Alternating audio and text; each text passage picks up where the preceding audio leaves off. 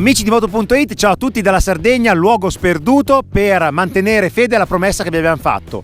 La prova on the road della Honda Africa Twin Standard 2018 contro la Triumph Tiger 2018 anche lei, quindi due modelli profondamente rivisti quest'anno, modello XCA, quindi col 21 anteriore e i cerchi a raggi. Manca, ve lo dico subito, la BMW F850 GS, non perché non la volevamo, anzi, ma perché non è disponibile nel parco stampa BMW e arriverà a fine maggio, crediamo, anche nei concessionari italiani. Per adesso basta chiacchiere, che ho qua il mitico Maurizio Gissi con le moto che stiamo usando e di cui stiamo abusando anche in fuoristrada. Adesso abbiamo messo a confronto queste moto che, Maurizio, sulla carta hanno tante cose in comune. Sono due enduro stradali della categoria 800.000 che io non definisco medie, sono delle maxi moto anche loro, hanno 95 cavalli, anteriore da 21 pollici e nelle intenzioni delle case sono destinate anche all'uso off-road. Sono moto molto evolute perché dispongono di ride by wire, mappe, controllo di trazione, ABS, mannaggia piove anche, però hanno un'indole molto diversa.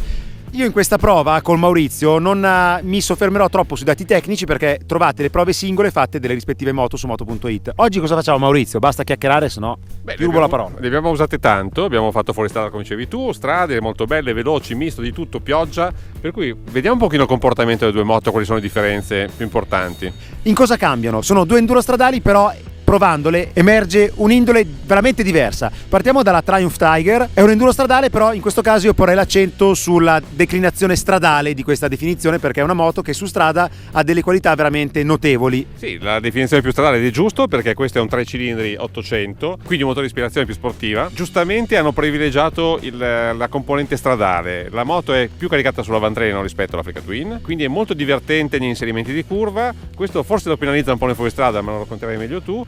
Il motore è veramente molto bello e una cosa che mi è piaciuta moltissimo di questa moto è la posizione di guida estremamente equilibrata, molto confortevole, che dà un buon controllo avantreno e un riparo aerodinamico eccellente, quindi per viaggiare è veramente molto confortevole. L'Honda Africa Twin è enduro stradale, invece qui sottolineiamo l'aspetto enduro, perché questa moto è incredibile, passi veramente dall'asfalto, come in questi casi, allo sterrato senza battere ciglio, perché ha delle doti fuoristradistiche veramente eccezionali. Motore che ha un range di utilizzo inferiore rispetto alla Tiger, però ha più coppia sotto perché è un bicilindrico, ha la schiena che serve anche per la guida in fuoristrada. Sella comoda, non a livello della Tiger, ma comunque è una moto insospettabile per la sua capacità di passare dalla strada al fuoristrada. Adesso, Maurizio, questa è la sintesi estrema. Io con l'Africa Twin sulla media di 1000 km percorsi ho consumato 6 litri per 100 km. Con la Tiger? Leggermente peggio, 6 litri e mezzo per 100 km. Adesso vi facciamo vedere nei video come si sono comportate in fuoristrada e su strada e vi lasciamo questa comparativa velocissima sotto la pioggia della Sardegna, tutta per voi nei commenti su Moto.it, e mi raccomando iscrivetevi al nostro canale di Moto.it, ragazzi. Ok, dai, adesso andiamo, però qui piove e abbiamo anche fame. Basta, andiamo, via.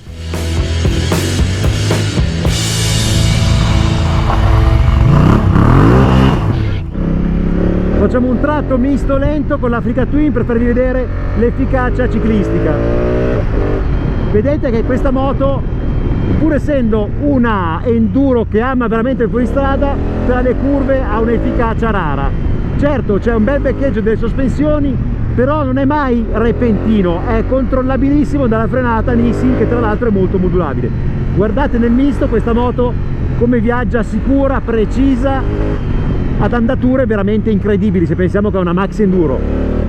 Chi guidava le Max Enduro di 20-30 anni fa capisce subito a cosa mi riferisco. Qui l'efficacia è veramente pazzesca.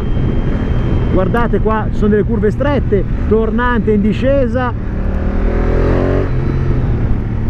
non bisogna forzare troppo l'andatura, però vedete adesso è entrato il controllo di trazione, il cambio di direzione perché si è alleggerito il posteriore della moto, però c'è una efficacia veramente incredibile. Efficacia che non limita poi le prestazioni della moto in fuoristrada, perché l'Africa Twin, qui mi sento di poterlo dire, tra le Max Enduro in fuoristrada è quella più efficace insieme alla KTM 1090R, mentre su asfalto assolutamente la Tiger 800 è una rivale temibile, perché ha questo motore 3 cilindri con tantissimo allungo e poi ha l'avantreno molto preciso, anche più di quello dell'Africa Twin che sto guidando adesso. Vedete poi il motore come ha preso verve rispetto a prima. Ho lo scarico a Krapovic omologato col DB Killer, catalizzatore al suo posto, me l'ha data così la Honda, ma vi posso già dire che il rumore di scarico, pensate all'assurdità, è quasi più silenzioso con questo scarico. La moto è più silenziosa rispetto a quello di serie, che nel 2018 ha preso un bel rumorino. Sentite la cambiata del quick shift, immediata, tanta aderenza in curva, notevole questa moto.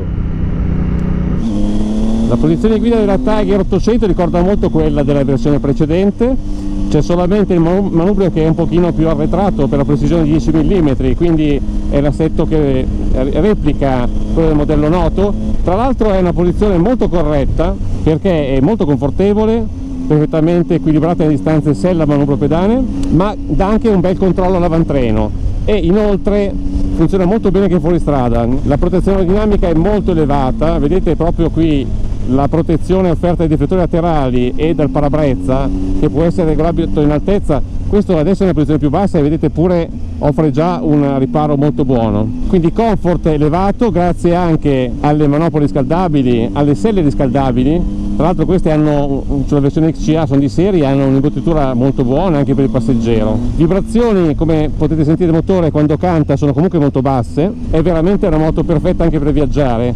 Anche in due tra l'altro si viaggia molto bene. Per quanto riguarda la guida, per essere una ruota da 21 stretta 90 mm in realtà offre un buon appoggio. Sterzo è abbastanza caricato sull'avantreno e questo su strada lo si apprezza tantissimo. Ovviamente in fuoristrada può diventare un limite perché per esempio nei salti tende a scendere subito davanti, quindi bisogna stare avere un pochino più di mestiere nella guida. Chiaramente entrambi hanno scelto un assetto che privilegiasse la guida su strada. Ad ogni modo in fuoristrada, grazie invece a una grande motoricità che offre 3 cilindri, ha una rapportatura del cambio che è stata favorita dalla prima più corta, dalla frizione molto facile da gestire. In realtà anche nello sterrato si guida in maniera molto agevole, cambio che tra l'altro ha innesti molto precisi, la frizione anche che lavora in maniera molto buona, molto fluida. Le sospensioni VP di serie tra l'altro riescono davvero a cambiare volto se si guida su strada o se si va poi con le ruote fuori dalla strada. Non hanno mai una tubatura scedevole pur essendo morbide, pur essendo in grado di assorbire bene gli urti.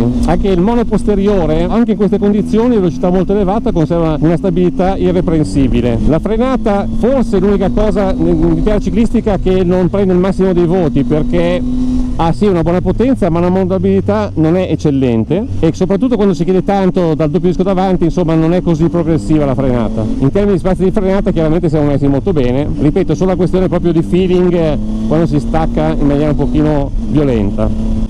È difficile non innamorarsi del 3 cilindri Triumph perché ha un'erogazione molto bella, nonostante i 95 cavalli non facciano gridare il miracolo. In realtà è una potenza molto generosa, perfettamente equilibrata con il resto della ciclistica. È un motore che accetta di girare in basso molto facilmente. Adesso facciamo una piccola prova, proprio 45 all'ora in sesta.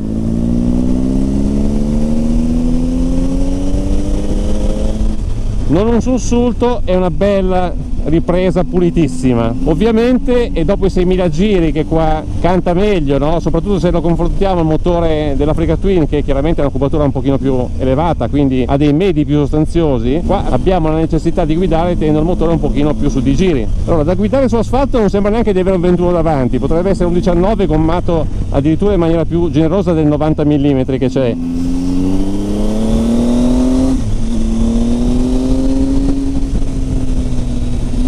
Eccoci insieme al Gix che guida la Tiger. Vai Mauri, vai, non ti fermare. Gix con la Tiger 800 nuova e io invece sto guidando la Africa Twin Standard 2018 col cambio tradizionale ma dotata di quick shifter.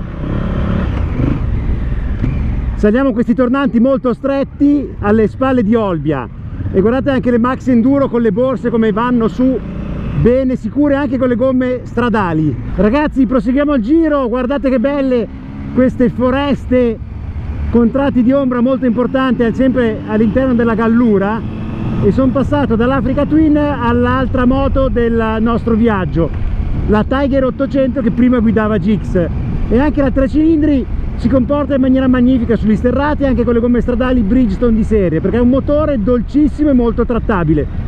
Inoltre ho messo Riding Mode Enduro Pro che mi lascia l'ABS attivo solo davanti, quindi sicurezza ma con la libertà di bloccare dietro, con le sospensioni che hanno tanta escursione e quindi anche le buche o gli scoli dell'acqua improvvisi vengono ammortizzati senza il minimo problema. Ragazzi, avete visto nella prova che ci siamo divertiti un sacco, io e GX con le nostre moto in prova, Africa Twin 2018 e Tiger XCA anche lei 2018, sotto il sole. Adesso purtroppo sta venendo giù un tempo osceno, quindi arriviamo alla chiusura del test, Maurizio? Purtroppo sì, siamo arrivati alla chiusura del test. E quindi adesso però vi lasciamo con i pregi e i difetti che poi speriamo che commenterete qui nella prova. Iniziamo con i pregi, sempre pregi considerati mettendo una moto a confronto con l'altra. Pregi, partiamo dalla Tiger, perché la Tiger in questa prova ci ha convinto e ci è piaciuta molto per il comportamento stradale, che unisce un avantreno molto preciso con il classico motore 3 cilindri sportivo che ha tantissimo allungo e un'erogazione fluidissima dai 1000 ai 10.000 giri. Passiamo adesso ai pregi dell'Africa Twin, quindi ulteriore sintesi, comportamento stradale, la Tiger vince perché ha un avantreno più preciso e un motore più sportivo nella classica guida anche tra le curve di montagna. Maurizio, i pregi dell'Africa Twin? I pregi dell'Africa Twin sono indubbiamente un comportamento in fuoristrada decisamente superiore, migliore, quindi una versatilità spostata su fuoristrada. E poi in questo caso direi anche la qualità del motore è molto buona, molto interessante perché è migliorata rispetto alla versione precedente e quindi anche a parità di motore, qua abbiamo a parità di potenza, scusate, abbiamo un 1000, quindi con una curva di coppia ancora più favorevole e questo aiuta in fuoristrada ma anche in strada ovviamente. Giusto Mauri, perché sono due enduro stradali, possiamo dire che l'Africa Twin sposta l'accento sulla parola enduro mentre la Tiger sulla parola stradale. Se la giocano veramente bene, però hanno un carattere molto molto diverso nonostante la potenza che dicevi tu simile, anzi identica, perché parliamo di 95 cavalli. Adesso passiamo ai difetti, sempre confrontando una moto con l'altra. Partiamo dalla Tiger. Il difetto, se la paragoniamo all'Africa Twin, viene proprio nel comportamento in fuoristrada, perché la moto va bene, può affrontare percorsi anche impegnativi nonostante abbia le gomme stradali come anche l'Africa Twin, però si avverte nettamente un peso maggiore sull'avantreno che ad esempio nei salti, nei dossi richiede molta più prudenza, laddove invece l'Africa Twin proprio svetta. L'altro difetto che abbiamo trovato sempre in un confronto con l'Africa Twin è il calore del motore. L'Africa non scalda un tubo, mentre la Tiger 800 quando la temperatura supera i 25 gradi si fa sentire nella marcia bassa tipica della città. E questi sono i difetti della Tiger. Difetti dell'Africa Twin, Maurizio? Due difetti? Direi uno forse banale per alcuni ma importante per altri, i comandi elettrici che non sono ancora così molto intuitivi. Vai. E il secondo riguarda invece l'ABS in fuoristrada, perché ricordiamo non è escludibile sulla ruota anteriore, anche in altre moto accade così, ma nel caso dell'Africa Twin in effetti questo crea qualche problema in fuoristrada. Misto, tanto fuoristrada al 30%, abbiamo registrato un consumo medio di 6,5 litri per 100 km. Con l'Africa Twin invece, Maurizio? Meglio, perché abbiamo fatto 6 litri per 100 km. E con questo è tutto da Golfo Aranci, la prova è per voi nei commenti di Moto.it. Ciao a tutti! Ciao ragazzi, alla prossima!